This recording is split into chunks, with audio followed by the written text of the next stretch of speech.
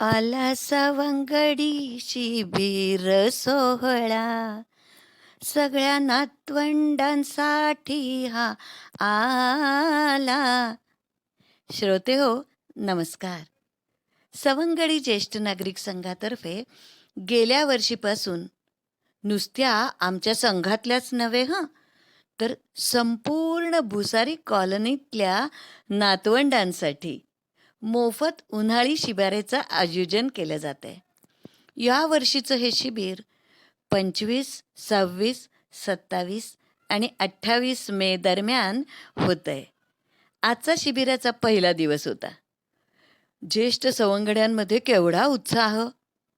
Hall सजवला त्यांनी तेवढ्यासाठी. बलून्स लावले, दाराबाहेर रांगोळीतून मिकी माऊस साकारला, वय विसरून खुर्च्यांवर चढून बलून्स लावले. सुरुवातीला सुनंदा जप्तीवाले यांनी प्रार्थना, रंजन देशपांडे यांनी प्राणायाम, तर सविता पेंडसे यांनी मनाचे श्लोक दररोज घेण्याची जबाबदारी स्वीकारली आहे. अध्यक्षा नीनादेवी देसाई, कार्यकारिणी सदस्य तसंच शिक्षण समिती सदस्य उत्साहाने या उपक्रमात सहभागी झालेले आहेत. मला माहिती आहे तुम्हाला सर्वांनाही नेमकं काय होतंय बाई या शिबिरात याची उत्सुकता आहे. म्हणूनच हा व्हिडिओ. आमच्या पहिल्या दिवशी पहिल्या सत्रात मेघा जावडेकर यांनी क्विलिंग शिकवलं. मुलांनी क्विलिंगच्या पट्ट्यांपासून रंगीबेरंगी आकार बनवले. आपापल्या कल्पनेनुसार त्यापासून फ्रीजचे मॅग्नेट बनवले. तर मुलींनी क्विलिंगचे रंगबिरंगी आकार बनवून त्यांना हुक लूप लावून छान कानातले डूल बनवले. मुलांना दुसऱ्या सत्रामध्ये आरती नांदुरकर यांनी ओरिगामी शिकवली. कागदाच्या कलात्मक घड्या घालून सगळ्यांनी सुरेख कागदी बॉक्स बनवला. या दोन्ही सत्रांमध्ये ज्येष्ठ नागरिक संघाचे कार्यकर्तेही हिरिरीने वस्तू बनवत होते. चला तर मग आनंद सोहळ्याचा आनंद घेऊया.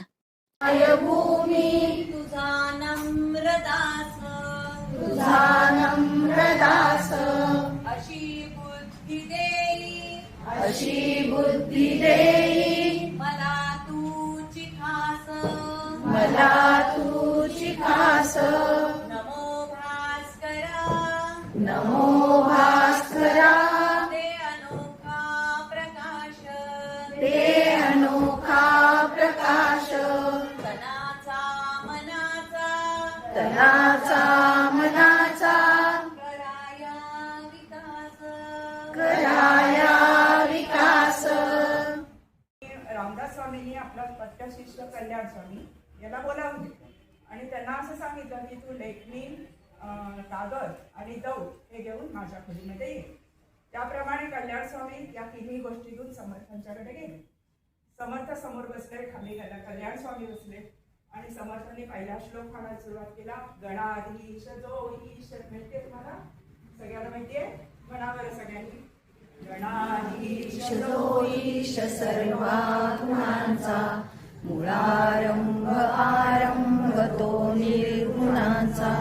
नमो शारदा मूळ चत्वार वाचा, गमू पंथ आनंद या राघवाचा.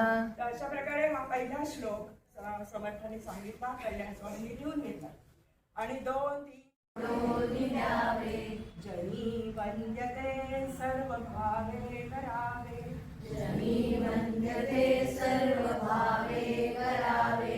हा श्लोक सांगितला. हा तुम्ही घरी वाचून बघा. उद्या आपण याचं हे ऐकूया. शीतकारी प्राणायाम कसा करायचा? आपल्या जिभेची सुरनाळी करायची, अशी सुरनाळी करायची आणि मोठा श्वास घ्यायचा त्याच्यामधनं आणि तोंड मिटायचं आणि नाकाने श्वास सोडायचा. असं करायचं. सुरनाळी करा,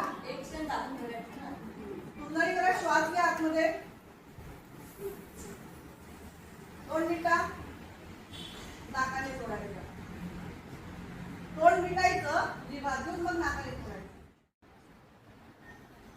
डोळे पिटलेलेच ठेवायचे, दोन्ही तळात एकमेकांवर घासायचे आणि चेहऱ्यापासून पायापर्यंत फिरवायचे. सगळी आपली शक्ती आपल्या शरीराला द्यायची.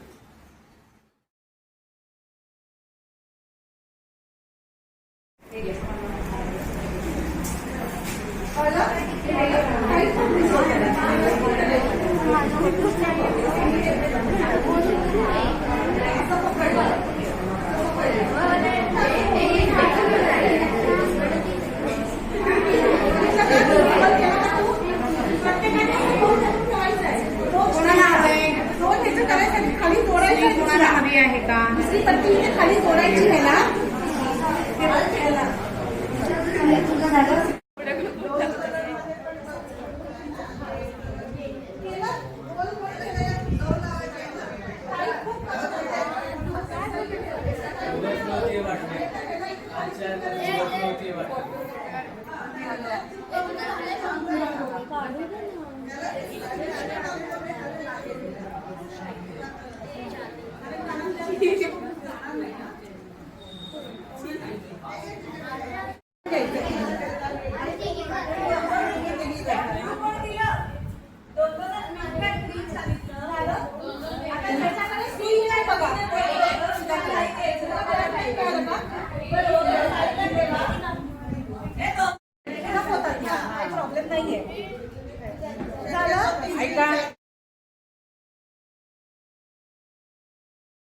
अशी दिसते ना, हे माउंटन फोल्ड.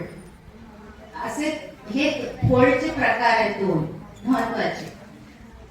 आता ही आपण एका बाजूने घातली, आता हे उघडायचं आणि ह्याच बाजूने म्हणजे जिथे व्हॅली फोल्ड आहे त्याच बाजूने परत अशी घडी घालायची, त्रिकोणीच घडी घालायची.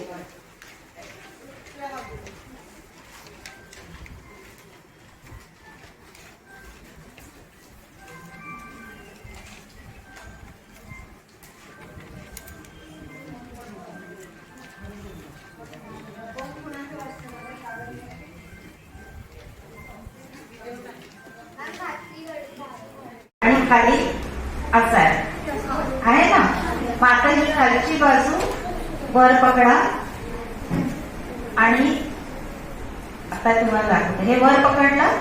मग आता ही जी लाईन आहे, इथे आपले दोन आहेत ना पार्ट, ही जी लाईन आहे, ही जी लाईन दिसते मध्ये डिवाइड झालेलं घडी दिसते आपल्याला, त्या घडीला ही जोडायचं. म्हणजे हे असं होतं तयार आणि ही अशी घडी घालायची.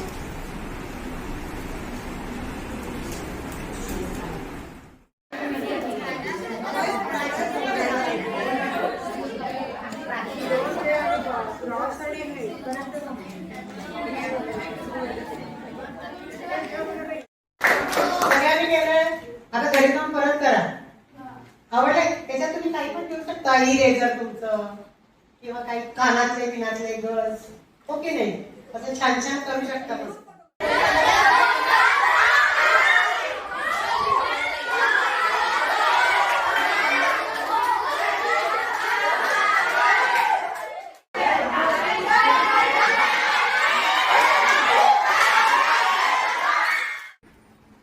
तरी तो म्हणतो नाही नाही मी मदत करणार, म्हणून तो त्या लाकूड तोड्याला आपलं लाकूड देतो.